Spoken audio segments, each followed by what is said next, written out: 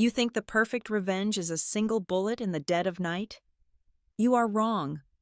The most ruthless vengeance is stripping away your enemy's glory right inside their sanctuary, under the brightest lights in front of every person who worship them. Listen to my story to understand what happens when a ghost presumed dead for 7 long years decides to walk right back into the briefing room. Hello, everyone. Before today's story begins, we'd like to share a quick message. YouTube recently removed our monetization, cutting off our income. If you enjoy this story, we humbly ask for just $1 to help pay our staff so they can make a living and keep creating for you. Thank you for saving us. Now let's begin the story. My name is Amelia Porter. I am 38 years old. Once I was a tactical operations dispatcher, the unseen voice in the dark, guiding soldiers through the fires of hell. Today I am a senior analyst for the Echelon Vanguard, a covert intelligence and strategic surveillance agency so deeply buried within the government that officially it does not exist. The rain was relentless on the East Coast that morning, hammering against the reinforced concrete walls of Joint Base Blackwood. The heavy oak doors of the Central Command briefing room felt like the sealed gates to a tomb as I pushed them open. Cold water dripped from the hem of my trench coat, but underneath it, I wore a minimalist black suit, tailored and utterly unyielding. My hair was pinned back sharply, tightly secured, leaving absolutely no room for the damp chill to soften the hard lines of my features. I stepped fully into the room, instantly becoming a stark anomaly. The space inside was suffocating. The air hung heavy with the scent of stale black coffee, polished brass, and the inflated egos of 24 high-ranking military officers. They were deeply engrossed in the tactical mapping of an upcoming counterterrorism operation. Sea green camouflage navy dress. Blues and neat rows of colorful commendation ribbons filled every mahogany chair around the massive oval table. I stood near the doorway, a solitary sharp figure in jet black, looking completely out of place in their grand theater of war. At the head of the table sat SEAL Colonel Vance Sterling. Even after 7 long years, the mere sight of his face made the blood freeze in my veins. He was exactly the same arrogant predator. He had always been a man who possessed a terrifying talent for using the corpses of his own men as stepping stones for his career. He was currently utilizing every dirty political maneuver in the Washington playbook to secure his impending promotion to a general star. When the heavy door clicked shut behind me, the low murmur of the strategic briefing ceased entirely. Sterling looked up from his mapping charts. A slow, predatory smirk crept across his face as his eyes scanned my appearance. He leaned back heavily into his plush leather chair, laced his fingers casually behind his head, and let out a loud, mocking scoff that echoed off the soundproofed walls. "Well, what do we have here?" Sterling's voice dripped with raw condescension. He looked around the room, making sure he had the undivided attention of his audience. "Did the boys at the Pentagon run out of couriers this morning? Or are you the new coffee girl, maybe a stenographer sent down to take notes for the real soldiers in the room?" A predictable chorus of laughter erupted around the table. The sycophants in uniform chuckled and grinned, eager to appease the powerful commander who held the keys to their own future promotions. They looked at me with varying degrees of amusement and disdain, fully expecting me to shrink away into the shadows or stammer out an embarrassed apology. I did not blink. I did not break my stride. I walked forward with slow, deliberate, perfectly measured steps. The rhythmic, sharp sound of my heels striking the hard floor cut right through their fading laughter like a metronome of impending doom. I reached the exact center of the massive oak table, placing myself right in Sterling's direct line of sight. From beneath my arm, I withdrew a thick black folder sealed with the absolute highest level of clearance classification. I dropped it directly onto the polished wood. It landed with a heavy, definitive thud that seemed to rattle the very foundation of the briefing room. Sterling's arrogant smirk faltered for a fraction of a second, but his boundless ego quickly reclaimed his features. He was a man not used to being challenged, especially not in his own domain by a woman in a civilian suit. He casually swung his thick legs up, resting his heavy combat boots right on the edge of the pristine mahogany table, crossing his ankles in a deliberate display of utter disrespect. "You have got some nerve walking in here acting like you own the place," Sterling sneered, leaning forward slightly, his eyes narrowing into hostile, mocking slits. "Tell me, sweetheart, what did they call you back in your desk jockey days? What was your little military call sign? Was it princess? Or maybe queen?" The entire room held its breath, waiting for the final punchline of his joke to land. I looked straight into his eyes, piercing through his fragile facade of invincibility. My voice was a blade of solid, ice-cold, sharp, and perfectly clear. "Iron Hawk." The atmosphere in the room did not just chill, it instantly flash-froze.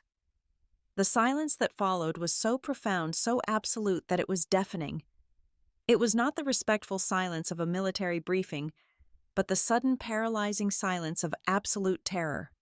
At the far end of the long table, Admiral Thomas Thorne, the highest-ranking and most decorated officer in the entire room, bolted upright from his seat. His sudden violent movement was so frantic that his arm struck his heavy glass of ice water.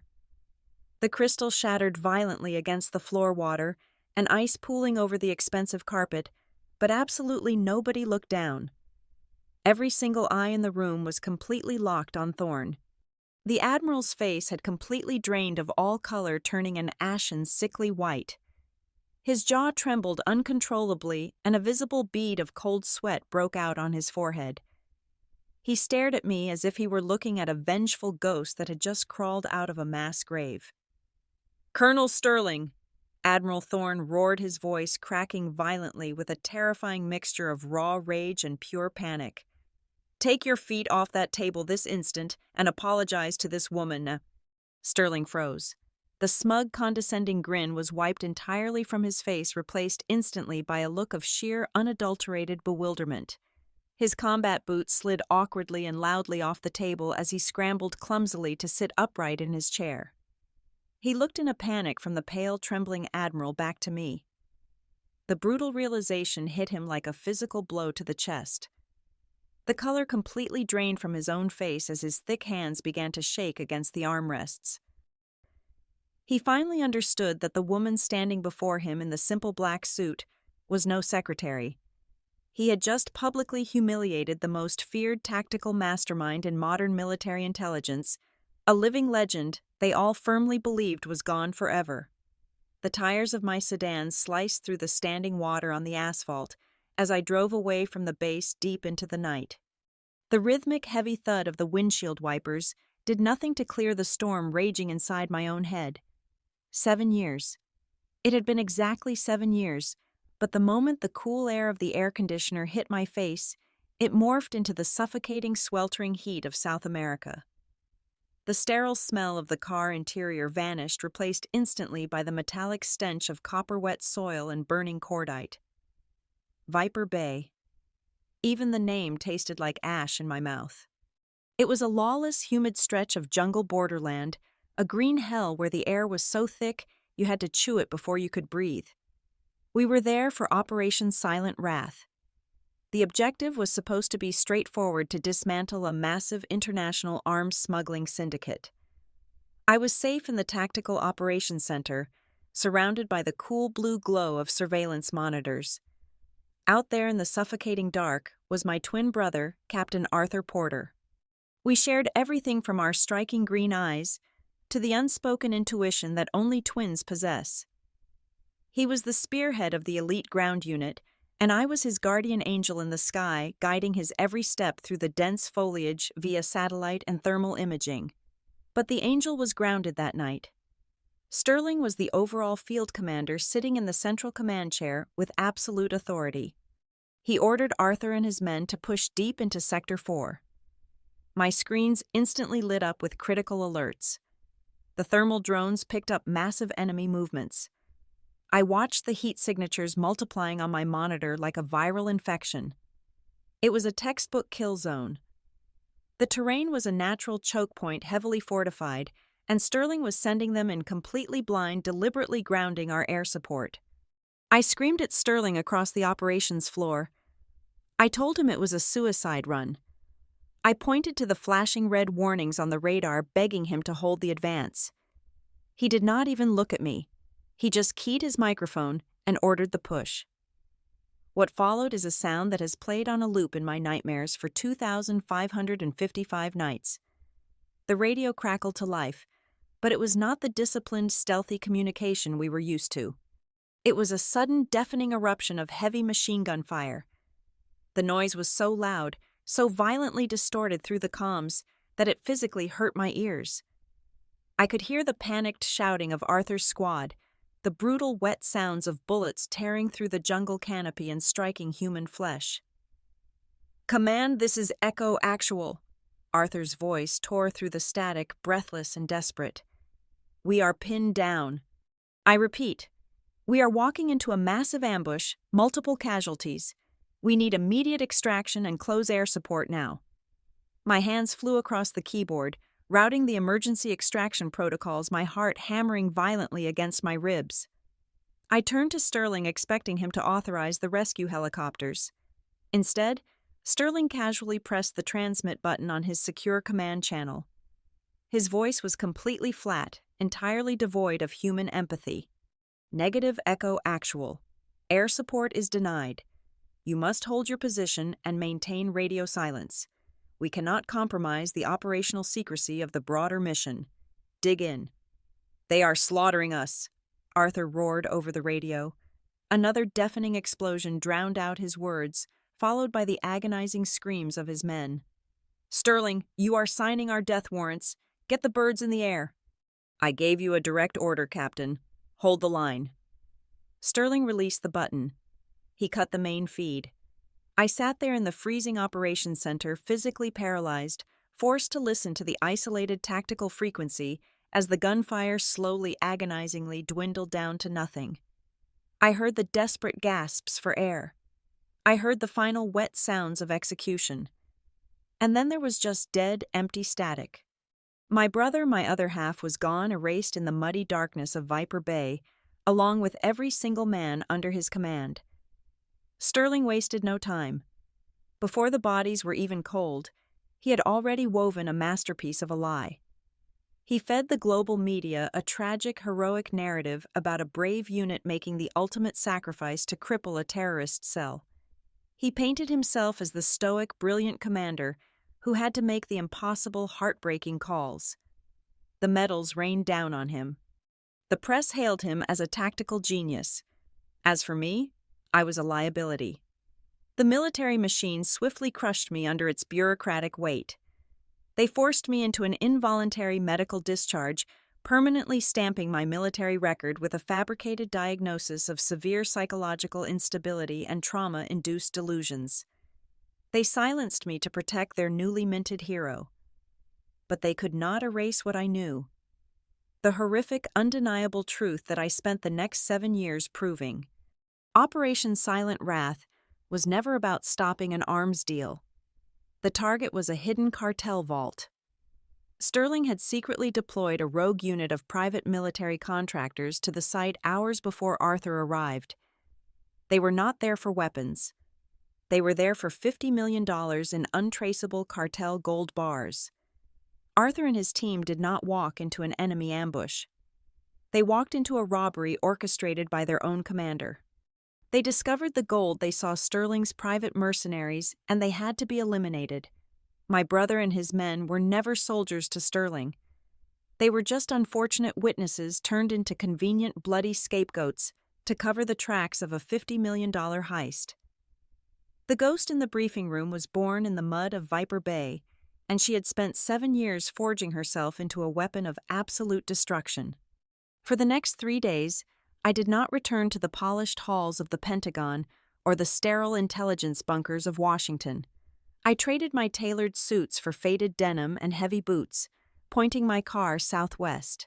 The landscape shifted dramatically from towering glass cities to the brutal, sun-baked expanses of Texas and New Mexico. The road was an endless ribbon of cracked asphalt, cutting through forgotten industrial towns where rusting oil derricks stood like skeletal monuments to dead American dreams.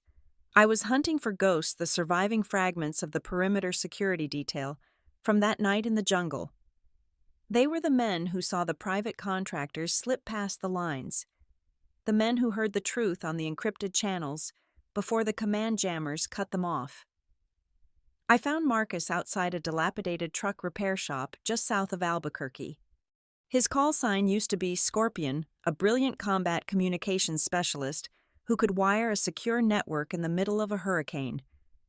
Now he was buried under the hood of a broken-down semi-truck, his hands permanently stained with thick black grease.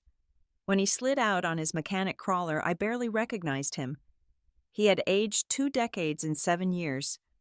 Jagged, puckered scars from shrapnel crawled up his neck, disappearing into a messy, overgrown beard.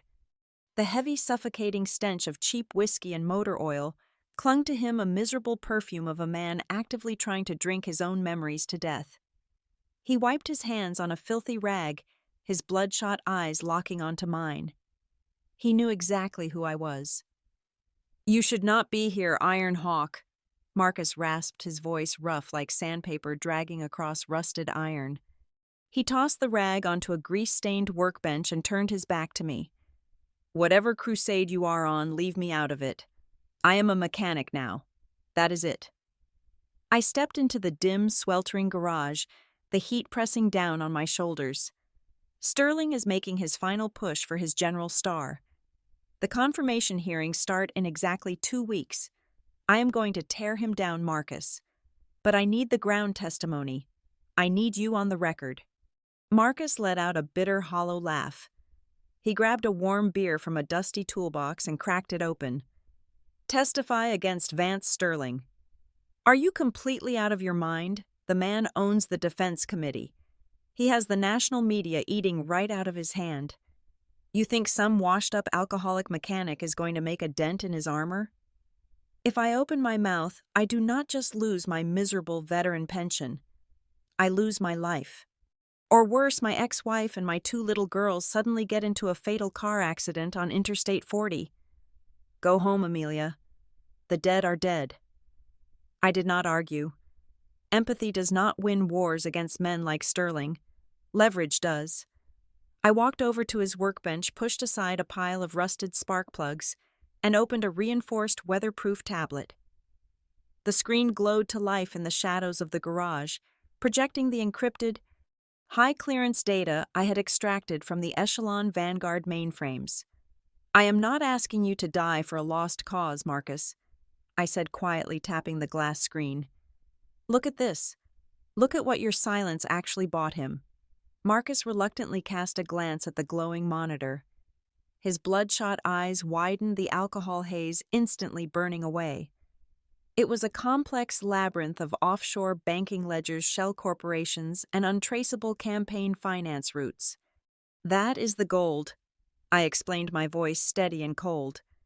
"The $50 million his private mercenaries stole from the cartel vault while Arthur and his men were being slaughtered. He did not just keep it to buy mansions.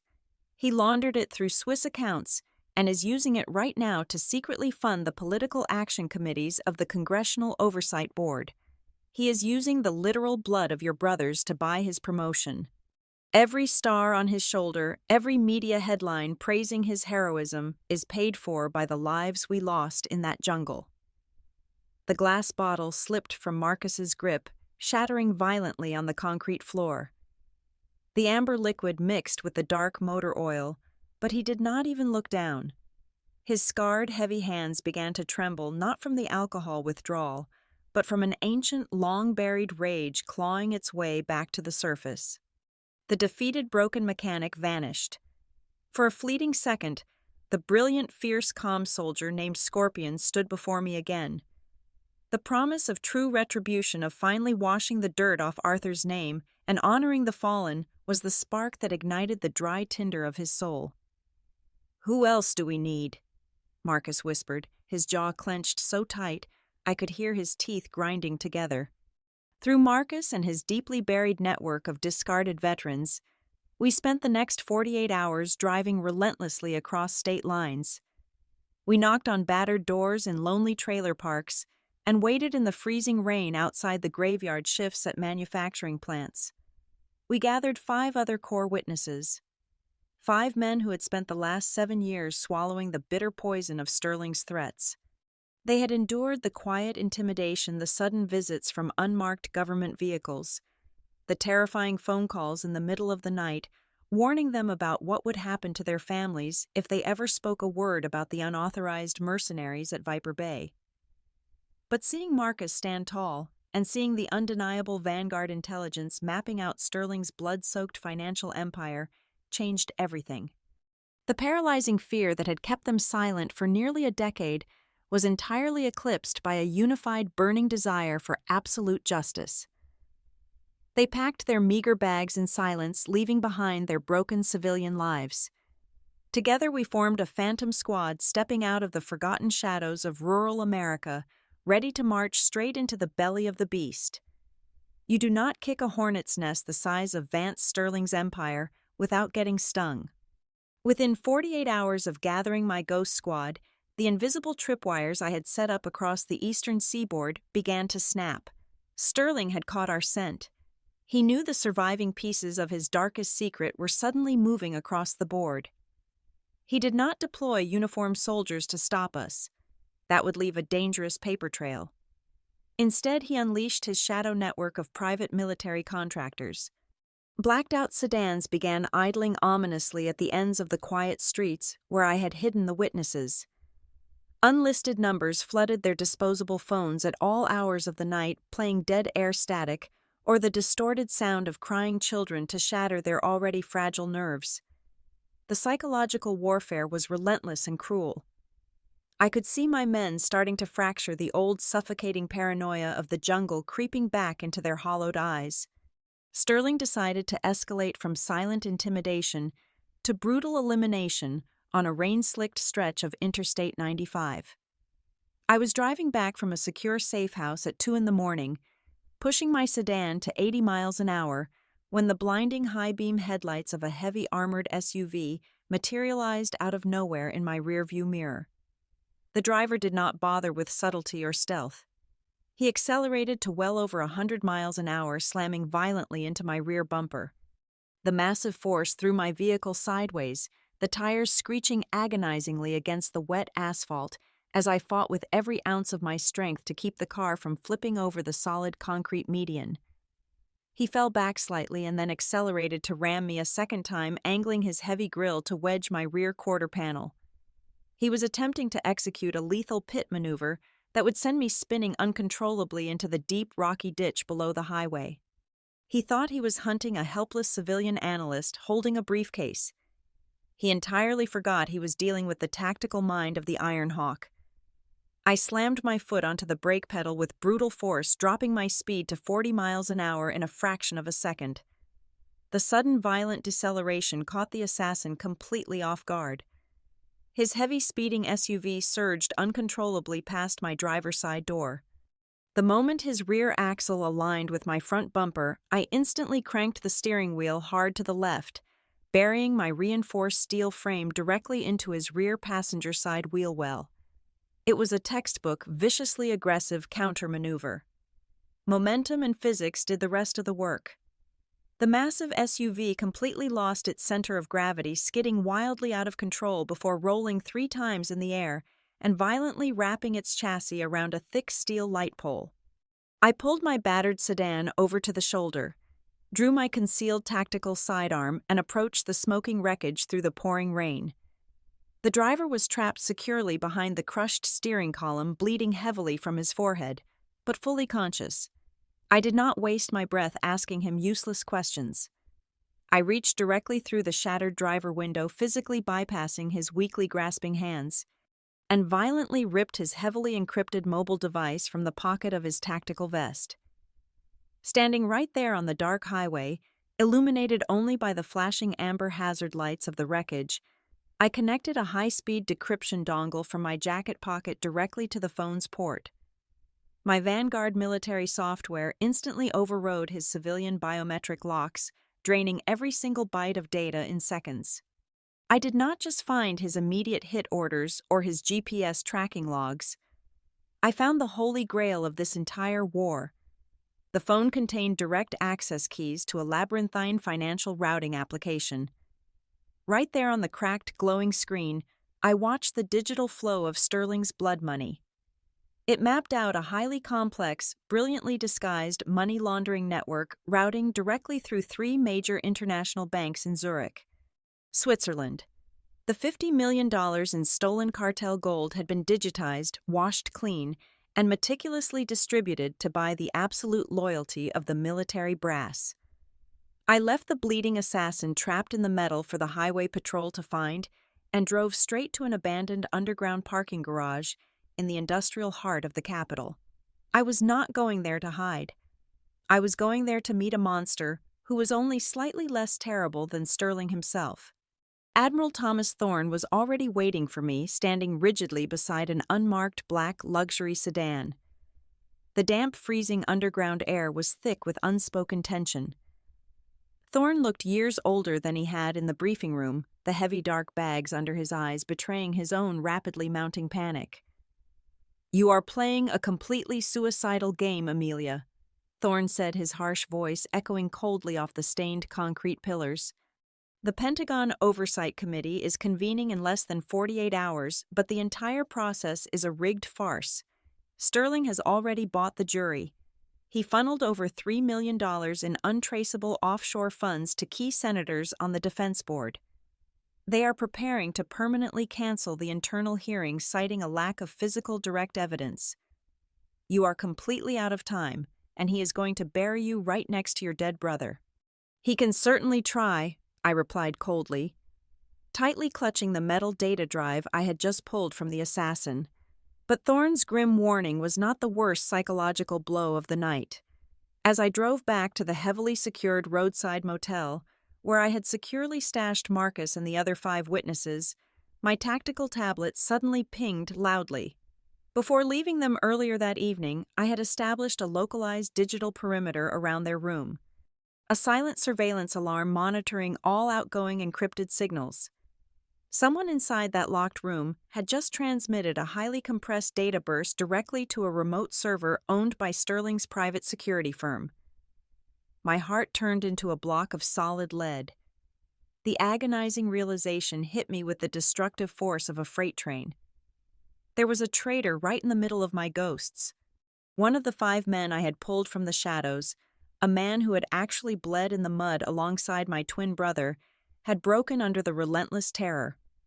He was actively reporting my every single move, my current location, and my tactical strategy directly to the man who murdered their entire squad. The raw instinct for pure, unadulterated violence screamed through my veins. I wanted to kick the cheap motel door off its hinges, draw my weapon, and drag the rat out into the rain by his throat. But I am not a frontline infantry grunt. I am a top-tier strategic analyst. Uncontrolled anger is a massive liability. Cold, calculated deception is the deadliest weapon on the battlefield. I sat quietly in my parked car for 20 minutes, forcing my racing heartbeat to slow back down to a steady, predatory rhythm. I made the conscious choice not to confront the traitor and tear the group apart. Instead, I opened my secure laptop and rapidly engineered a highly lethal piece of digital bait. I created a heavily encrypted folder clearly labeled with the exact operation codes for the upcoming Pentagon hearing. Inside this folder, I planted meticulously fabricated schematics, fake witness testimony timelines, and a bogus list of powerful allied senators I supposedly had secretly working in my pocket. I then carefully layered the entire file with an aggressive, completely undetectable digital tracker and a catastrophic logic bomb designed to detonate the absolute second it was opened on an unsecured enemy network. I walked into the dimly lit motel room, deliberately projecting an aura of complete exhausted defeat. I let the encrypted flash drive slip carelessly from my fingers onto the center table, in plain sight of all the men, loudly and bitterly complaining that this drive was our only remaining hope for the hearing and that I needed to sleep for a few hours before we made our final move. I knew the terrified traitor would not be able to resist the opportunity. He would inevitably steal the data while I slept and hand it directly to his master, genuinely believing he was delivering the final nail in my coffin to save his own skin. He had absolutely no idea, He was actually handing Vance Sterling the very rope I would use to publicly hang him. Friday morning arrived with a suffocating iron-gray overcast that perfectly mirrored the oppressive atmosphere inside the subterranean levels of the Pentagon. The closed-door tribunal convened at exactly 9 o'clock in a top-secret security vault located 3 levels beneath the bustling streets of Washington. The room was entirely devoid of windows. Encased completely in heavily reinforced steel and thick soundproofed paneling that swallowed every single echo. The air felt heavy recycled and unnaturally cold against the skin. At the front of the chamber, the massive mahogany tribunal bench loomed over the center floor like a medieval execution block. Vance Sterling made his grand entrance flanked by a phalanx of 3 elite defense attorneys dressed in tailored $5,000 suits.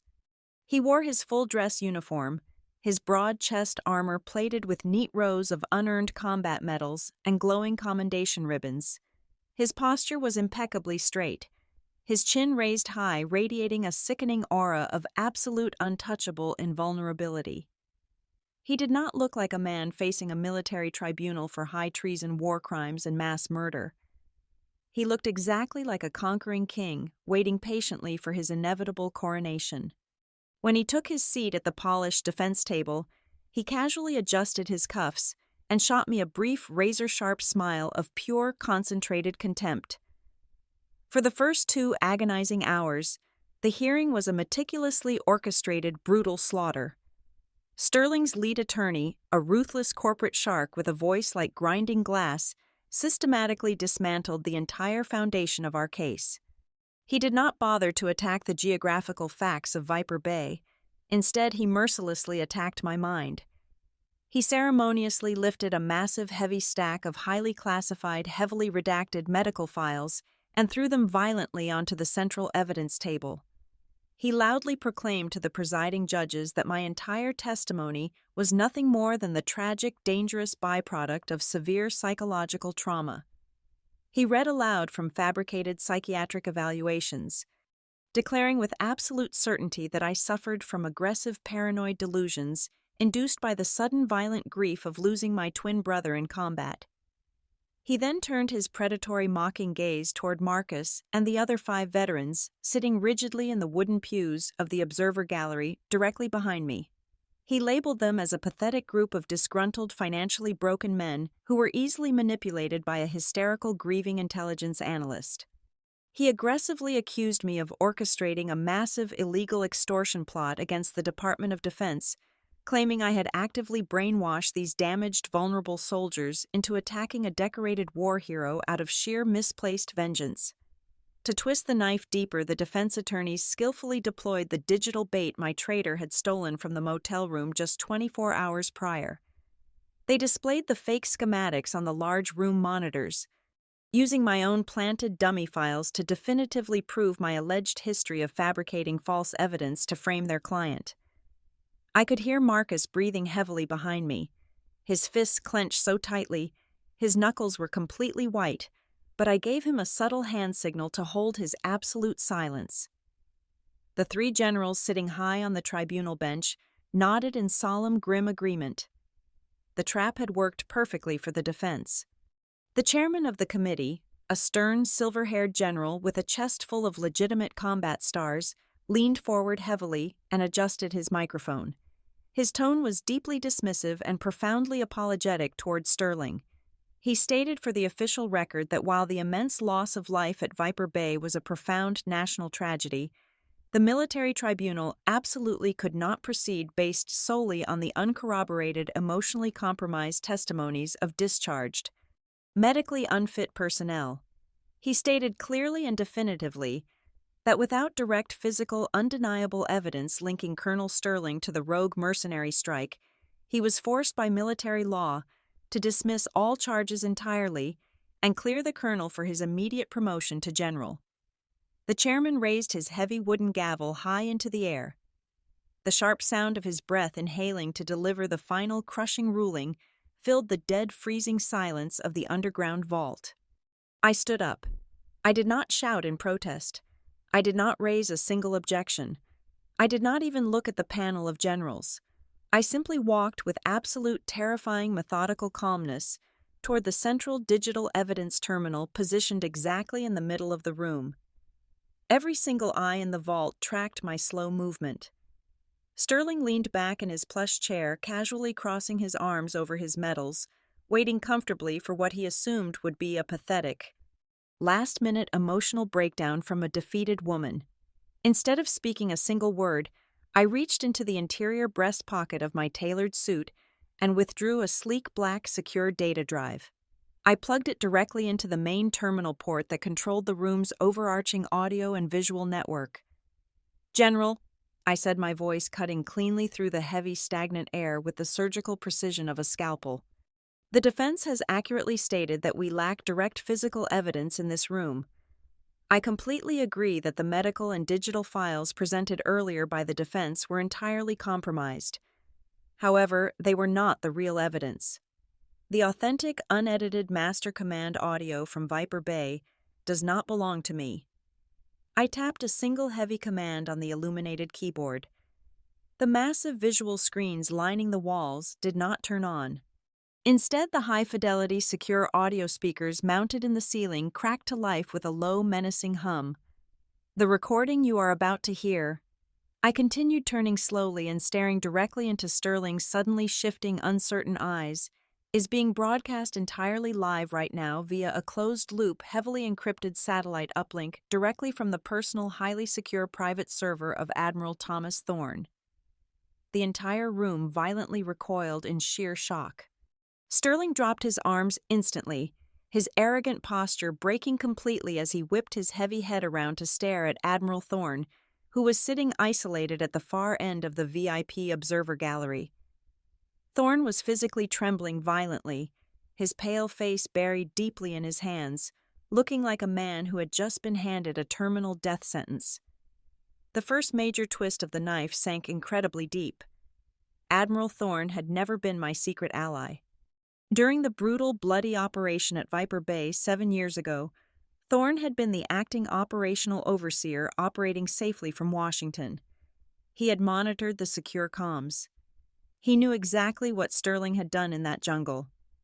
But rather than expose a colossal $50 million gold theft and a horrific massacre that would permanently stain the reputation of the entire Navy, Thorne had actively chosen to protect his own highly lucrative career. He had buried the original unedited master recording of the command channel deep in his own private digital vault, secretly using it for 7 years as absolute blackmail material to control Sterling's rapid rise to power and secure his own absolute influence. "I did not find this recording," I announced to the completely silent, paralyzed room, revealing the final lethal trap I had set. I utilized my supreme tactical clearance at the Echelon Vanguard to completely bypass Admiral Thorne's biometric firewalls. I planted an highly aggressive zero-day digital execution protocol deep inside his personal mainframe. Last night, in an abandoned parking garage, I presented the Admiral with a very simple binary choice. He could either manually initiate the transfer of the original Viper Bay audio directly to this exact terminal today, or my malware would automatically broadcast his complete unredacted history of complicity cover-ups and bribery to every major international news syndicate on the planet in exactly 5 minutes. The Admiral, as you can clearly see, chose self-preservation.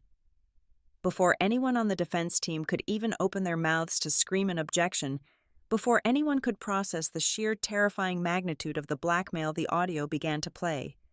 It was not the static-filled, chaotic noise I had listened to in the operations center all those years ago. It was the crystal-clear, flawlessly isolated master track from the Central Commander's console. The agonizing, desperate sound of my brother Arthur begging for air support echoed off the cold steel walls, raw, bloody, and devastating. But this time it was followed by something else entirely.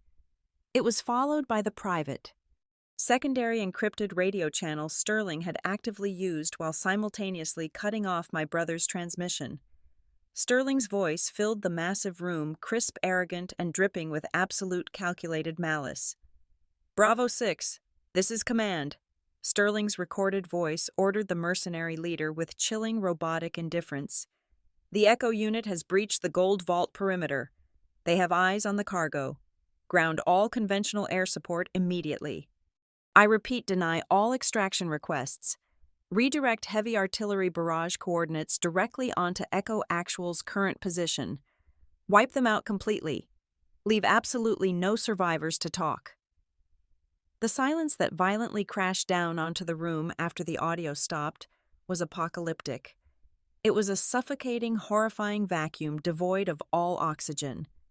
The high-priced defense attorneys slowly, instinctively, physically moved their heavy leather chairs away from Sterling, acting as if the man were suddenly radiating a highly lethal, contagious disease. The three generals on the bench sat completely frozen, staring down at him with a volatile mixture of profound, sickening disgust and absolute burning fury.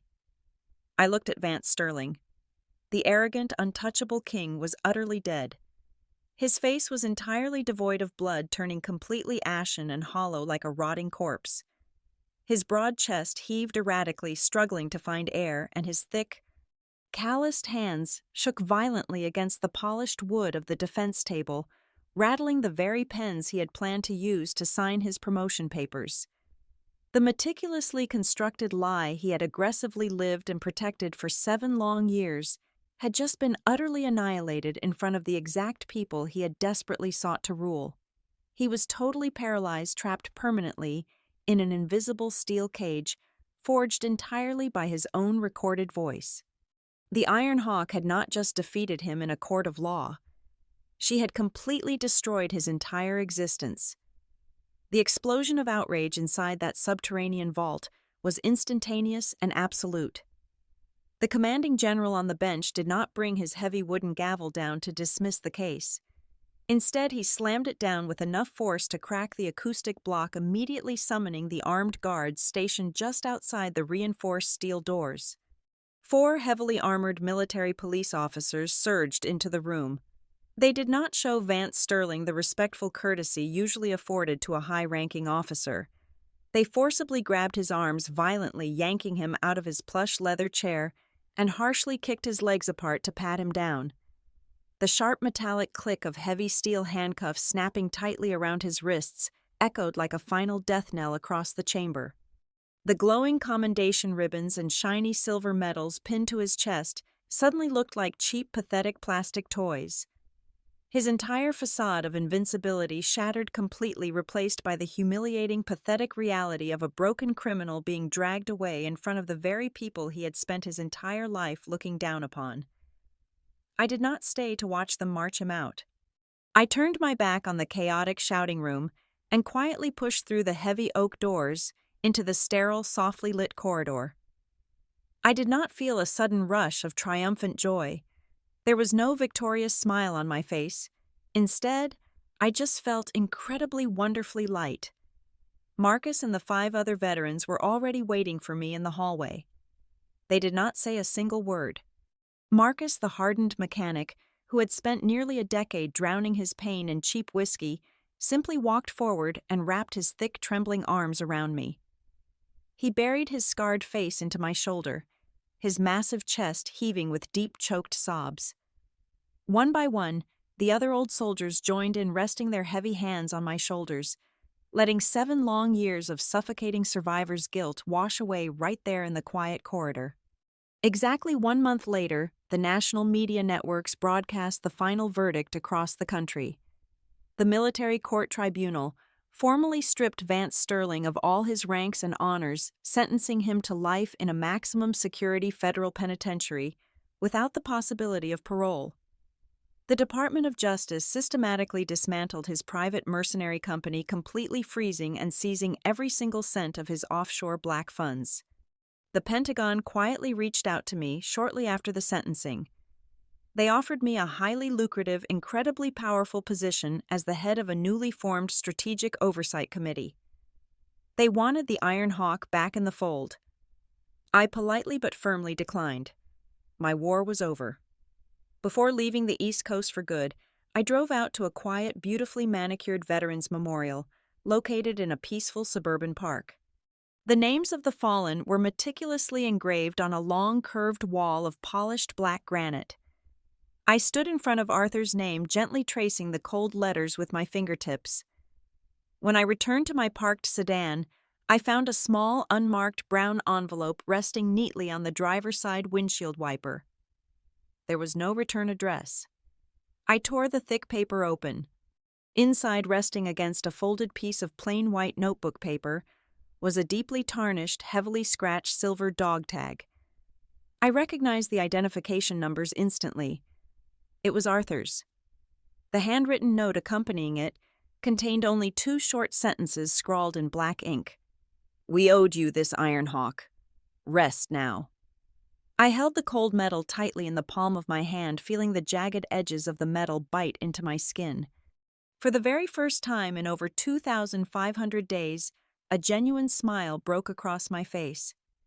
The heavy, suffocating boulder of hatred that I had carried on my chest for so long was finally gone. The Phantom Dispatcher had successfully completed her final, most important mission. I started the engine, leaving the sprawling concrete jungle of Washington behind me. I drove straight west, heading toward the vast, open expanses of the Nevada desert. Through the windshield, the horizon exploded into a brilliant, burning sunset of deep orange and vibrant purple. I was no longer a ghost haunting the dark corners of the intelligence world. I was just Amelia driving forward into a completely new, beautifully free, and profoundly peaceful life. Thank you so much for listening to today's story. We hope you enjoyed it. As an ad-free channel, your support is what keeps us alive. Please support Vivian Revenge Stories with just $1 via the QR code on the screen, or click the link in the description box or pinned comment. Also, we'd love to connect with you. Please leave a comment telling us which city or state you're listening from. Thank you for standing with us, and see you in the next stories.